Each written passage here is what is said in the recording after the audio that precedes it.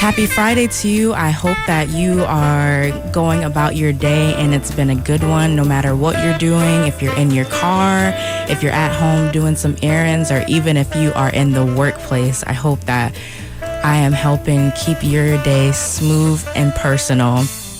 Music in the background is Charles Langford with Sunny, and we've been listening to Charles Langford for about the last 30 minutes or so here on Mid Morning Jazz, and we are just prepping you for our conversation with him and also his upcoming show in the Boston area that's going to be going on next week on the 24th. I think there's something powerful about an artist who not only has mastered the tenor, alto, and soprano sax, along with the clarinet and the flute, but someone who also understands the art of listening. And today's guest, Charles Langford, joins us ahead of his upcoming performance at City Winery, Boston, on April 24th at 7:30 p.m. Welcome, Charles, to Mid Morning Jazz. How are you? I'm good. It's so good to be here. Thank you for having me, Donyel. Of course. It's such an honor and a blessing to be in conversation with you. And like I kind of mentioned, for listeners who are getting introduced to you, we read your bio and we see you online, but can you just describe for us a little bit about your musical journey in your own words? Well, I grew up in Springfield, and I studied at Schillero's Music, which is no longer in existence, but with Harvey LaRose. And I went to public schools. I graduated from Central High. And Charles Majid Greenlee, who used to run the mayor's the mayor's office for cultural affairs. It used to be called MoCA in Springfield. And he took me under his wing. He used to play with Dizzy Gillespie and John Coltrane and Archie Shepp, but he took me under his wing. He was a great trombonist and composer, and then I was off and running. I love jazz. I grew up listening to 90.7. Brother Rick and all this is what I grew up listening to, and that's what helped me develop as a musician. So I really appreciate being here with you. Thank you. Of course. I love that.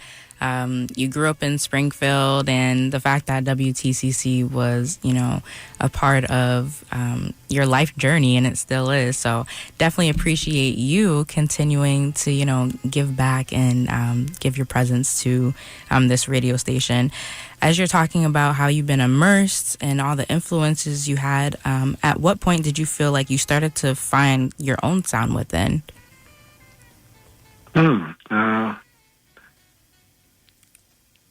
Maybe in the last 20 years or so, I think. For a long time, I emulated Grover Washington and Charlie Parker and John Coltrane. Those were my main influences. And then I started listening to Joe Henderson. I really gravitated towards him, and I copied his mouthpiece, everything. Tried to.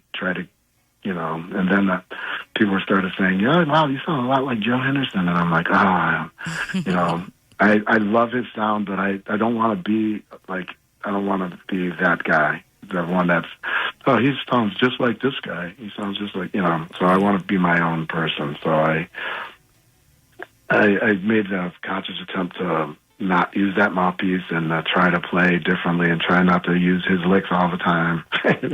And so, but I, and try to play him my way instead of, just directly using his. And I mean, that's part of the language of jazz. You have to, learn the language and then you can speak. Right, break the rules. So emulation is definitely part of the growth process. At least it was for me. Yeah, I think that you have to, with anything, jazz or whatever skill you're learning, you have to learn the foundation of things, and then you can start breaking the rules and figuring out, hey, who is Charles, and, what does he want to put out in the world? So I love that. as you and your band are bringing this tour to City Winery in Boston, you've already been touring. So how has your current experience been for you? And tell us a little bit about the band that you've invited to join you for this tour. So I have a couple of people that are local. So I have Hashima Moja is playing bass for me, and he's singing as well. And I have Abby Robles, who's from Holyoke, and he's playing drums. Great producer. Let me see. And Joe Mazzarella from Leominster, Massachusetts. He went to New England Conservatory and studied with Danilo Perez, and he's a great musician, great pianist. And on guitar, I have the great Wally Ali, who's he joined.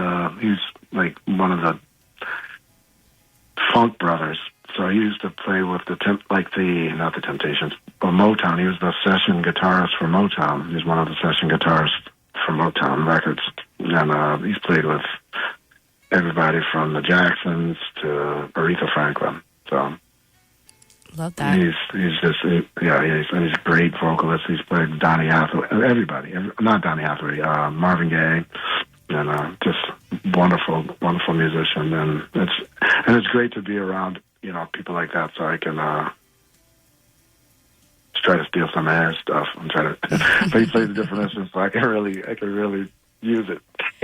Yeah, I think when you're working with a great band and it's a great collaborative effort, you're able to feed off one another and continue to bring great music, not only for yourself, but then also the listeners who are enjoying your music as well. So I think that's great that the band that you have lined up, phenomenal lineup. And tell me a little bit so far, like you've been on tour a little bit, and I see you're going to Tennessee. Like, tell me, what has the experience been like, and like, what are you excited for, in the upcoming shows leading up to Boston? I mean, I love being home, but I mean, that's fair. I really do. I do love being home. I heard this thing that Michael Jackson was in some interview, and he was like saying how he was getting ready to go on tour, and they're like, when do you want to go on tour? And he's like, I just want to stay home. I don't like touring. I mean, I love meeting people and meeting new places and going. It's very stressful, but it's I feel that I need to do that, so that's why I do it. I feel that that's part of my calling, and I mean, I love performing, and I love meeting new people and new experiences. So that is wonderful, and trying new. My daughter's like, make sure you bring some food back from Nashville. Yeah, we're going to Nashville tomorrow. We're playing in Nashville City Winery tomorrow, and then Sunday we're playing in Atlanta. At St. James Live in Atlanta. So we have a couple good shows coming up, and then next week we're in Boston. So yeah, I totally get like you wanting to be home, because I'm like, being on the road, like that is it's a lot of energy and effort. But I love that you love performing. And can you just tell me a little bit about like what do you love about performing besides meeting the people and like, what is one favorite thing that you enjoy just performing in general, whether you're home or on the road? I don't know. When I'm playing music, it's like, especially when I'm performing. Not like practicing. It's like meditation. But when I'm performing, it's more like I'm just there, and the music comes through me. So it's just an awesome feeling. I don't know. It's just like when I don't have to think of, like when I'm playing and I'm very comfortable and just playing. It's I don't know. It's peace. Just I don't know. Peace. It's hard to put into words.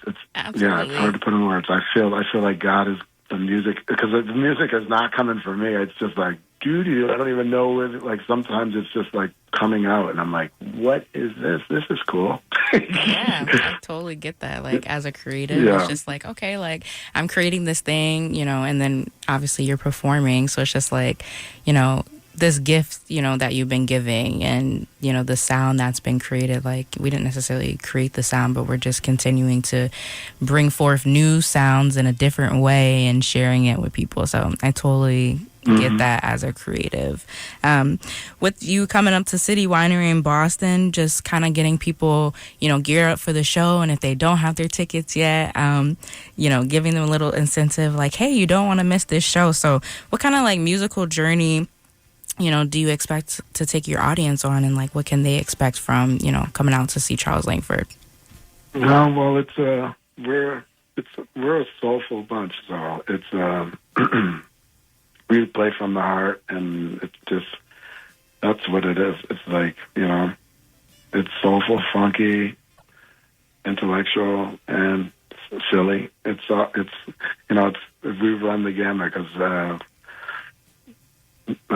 we're all good friends. The band, we're all really pretty close, and we all get along. So it's just a conversation. We just have fun, and we try to make everyone feel happy and feel good. And it's feel good music. That's what we try to do.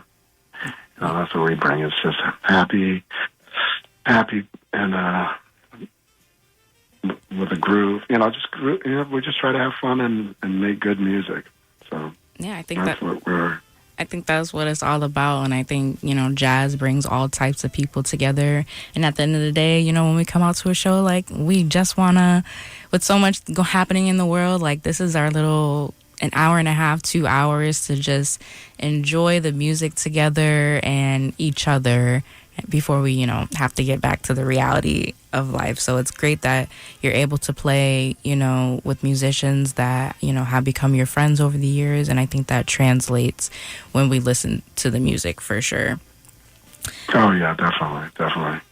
And although it can be really good music too when people hate each other. That too. It's still passionate, but just in a different way. Yeah, because it's really aggressive. It could be really good too. Both sides of the spectrum are true. Yeah, I love that. And I'm just curious on a personal level, like, how has jazz taught you about life outside of music?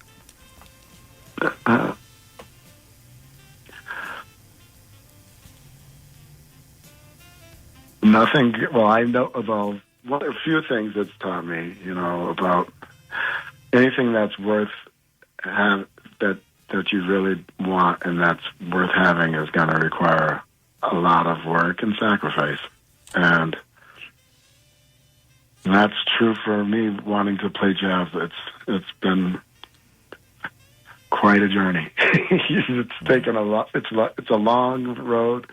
It's a never-ending road because I have to practice every day, and but it's a love. That, and it's also taught me that to listen, like you had mentioned when you were saying in the beginning, that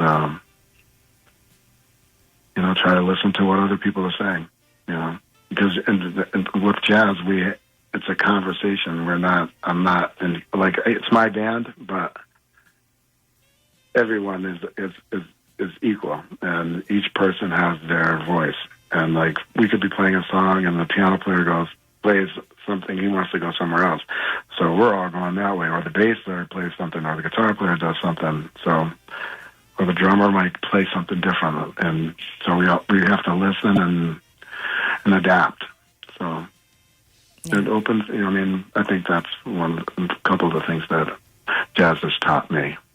I love that. Adaptability, listening, and, the consistency and the discipline of, keeping the practice going. I think those are great things that jazz can teach you about life.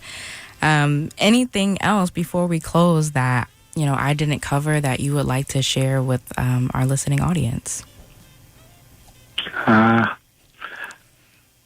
I I don't really have anything else. I think that's good. I really appreciate you, your dad, all the DJs over there at 90.7.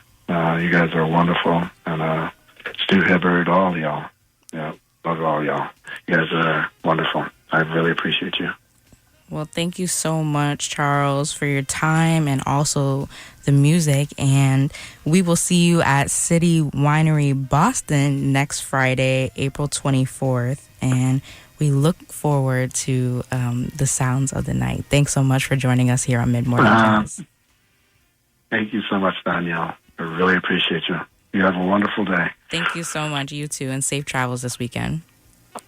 Thank you. All right. All right. Bye-bye. Have a good one.